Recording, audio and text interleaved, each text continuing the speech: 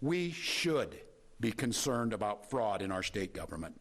We cannot effectively deliver programs and services if we can't earn the public's trust. That's why over the past few years, we've made systemic changes in the way we do business. We've gone to the legislature time and time again to get more tools to combat fraud. We've hired people we fired people who weren't doing their jobs. We've seen people go to jail for stealing from our state. We've cut off whole streams of funding in partnership with the federal government, where we saw widespread criminal activity. We've put new locks on the doors of our remaining programs, and we've hired a new head of program integrity to make sure that those locks can't be broken. All across this state, Minnesotans are hard at work on this problem. Advocates, administrators, investigators are on the front lines defending the integrity of our state's programs, and I want to give a very heartfelt thank you to all of them. There is more to do. A single taxpayer dollar wasted on fraud should be intolerable. And while there's a role to play for everyone, from the legislature to prosecutors to insurance companies to local and county government, the buck does stop with me.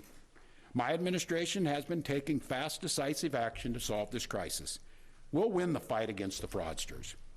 But the political gamesmanship we're seeing from Republicans is only making that fight harder. We've got Republicans here in the state legislature playing hide and seek with potential whistleblowers. We've got conspiracy theorist right-wing YouTubers breaking into our daycares, demanding access to our children. We've got the President of the United States demonizing our Somali neighbors and wrongfully confiscating funds that Minnesotans rely on. It's disgusting and it's dangerous. Republicans are playing politics with the future of this state. It's shameful, and I've said it before and I will continue to say it. We welcome ideas from anyone, in any party, from any walk of life, who wants to help us continue to stay ahead of these criminals. And we welcome the involvement of the federal government. I am grateful to the career professionals at the U.S. Attorney's Office and the FBI who have been helping us fight this fight for years. But I cannot abide the actions of the political leadership in Washington. These opportunists are willing to hurt our people to score cheap points. They and their allies have no intention of helping us solve this problem, and every intention of trying to profit off of it. Which brings me to this. 2026 is an election year. Election years have a way of ramping up the politics at a time when we simply can't afford more of that in Minnesota.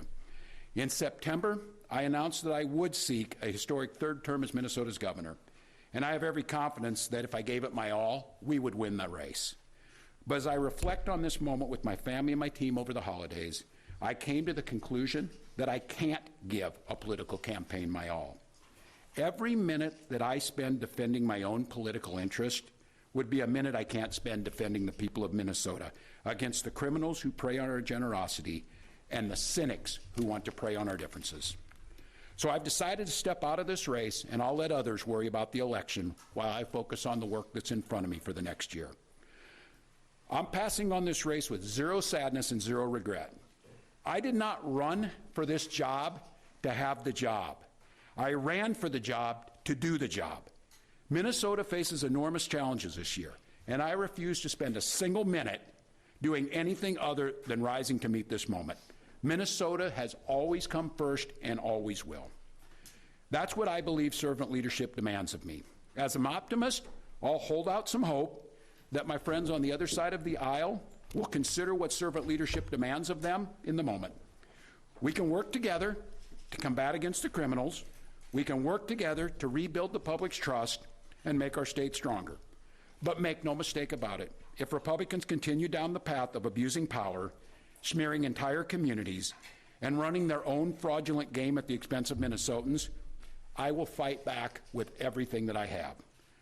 I am absolutely confident a Democratic and a DFLer will hold this seat come November. I'm confident that I'll find ways to contribute to the state that I love long after next January. But there'll be time to worry about all that later.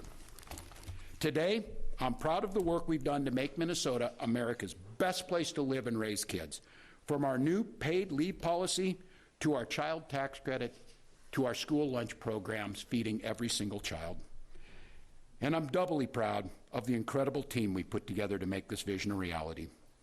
I want to take a moment to thank every member of my staff, to every single state employee who has been part of this fight. Now more than ever, I need you on the job. I need you to help work together to tackle the important work in front of us. And most of all, I want Minnesotans to know how grateful I am for the opportunity to serve this state, for the privilege that I have been given to serve in this office. I'm on the job. I'm focused on making sure that we stay America's best place to live and raise kids. No one will take that away from us. I'm proud of the way we treat our neighbors. I'm proud of the way that we welcome people to this state. I'm proud of the way that we innovate. And I'm proud of the way that we are optimists for the future.